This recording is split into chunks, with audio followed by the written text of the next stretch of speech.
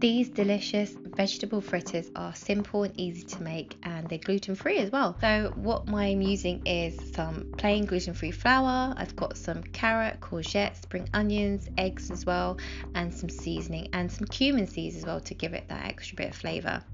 So to start, what you want to do is you want to grate all the courgette and sprinkle over some salt, and then just leave it to the side for about 10 minutes or so, and all the excess water will be soaked out of it. So I've grated all the carrot as well. I've chopped up the spring onion, the garlic, and that one little small onion that I had as well for extra flavour. And so we'll go back to the courgettes, and what you want to do is you want to squeeze out any of that excess water, so the salt will kind of drew that out when you let it marinate in there, and then you'll be left with this lovely courgette. Pop that into a bowl, your courgettes, and then to that you want to add in all those other grated ingredients, and then give it a really good mix.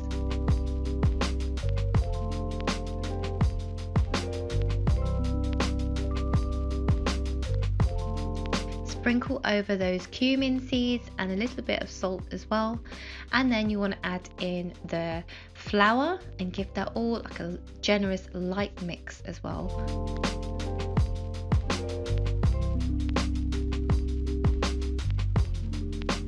In goes the egg, and that will help to bind the fritters so they don't break apart when you're cooking them.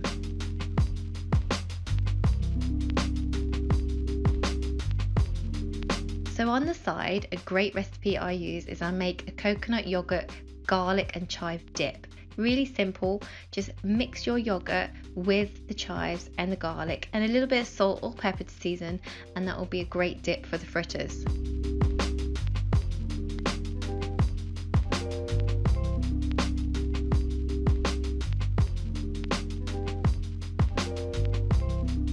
So in a pan, you just want to shallow fry these fritters. That's all you need to do. You don't need to deep fry them. A little bit of oil, and then just gently like press them lightly with your spatula. And then you want to kind of get them golden brown on both sides. So just flip them over, maybe after about 3 or 4 minutes on a medium heat at first. And then once they're done, they should be lovely and cooked all the way through.